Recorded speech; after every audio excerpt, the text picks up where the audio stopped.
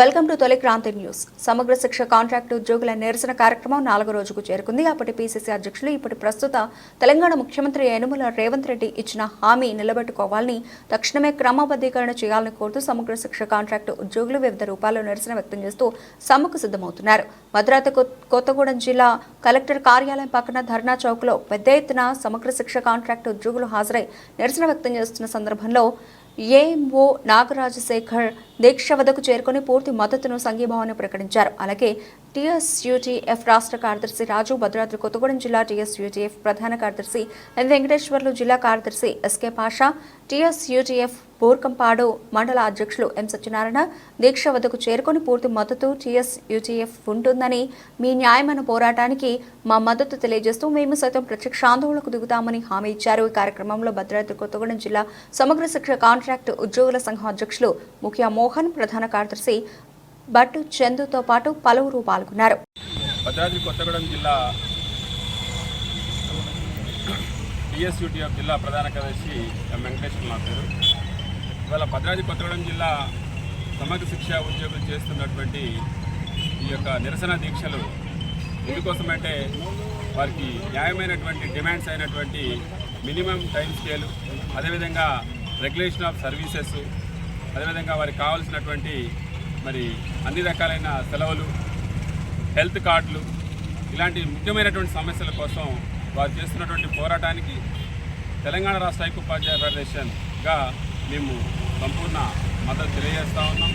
అదేవిధంగా వారు చేసినటువంటి పోరాటంలో మరి ముఖ్యంగా ఈ సమగ్ర శిక్షలో ఉన్నటువంటి అన్ని రకాల క్యాడర్లు ఉన్నటువంటి ఉద్యోగులందరికీ కూడా మేము అండగా ఉంటామని, వారు చేసినటువంటి పోరాటానికి మా యొక్క సంపూర్ణ మద్దతు తెలియజేస్తామని, అదేవిధంగా మాకున్నటువంటి ఎమ్మెల్సీ నర్సిరెడ్డి గారి ద్వారా శాసన మండలిలోనూ ఈ యొక్క సమస్యలన్నింటినీ కూడా లేవనెత్తి వాటికి పరిష్కార మార్గాలను కూడా తెలుసుకోవడానికి మా వంతుగా మేము ప్రయత్నం చేస్తామని, ఈ సమగ్ర శిక్ష ఉద్యోగులు ఎవరో కాదు, వీళ్ళందరూ కూడా మా కుటుంబ సభ్యులుగా మేము భావిస్తూ ఉన్నాం.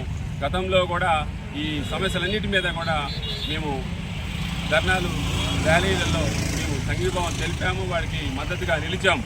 ఇప్పుడు కూడా అదేవిధంగా నిలుస్తామని మీ అందరికీ కూడా హామీ ఇస్తూ మరి వీరి సమస్యలు పరిష్కారమయ్యే వరకు వీరి వెంట కూడా ఉంటామని మీ అందరికీ తెలియజేస్తాము. తెలంగాణ రాష్ట్ర వ్యాప్తంగా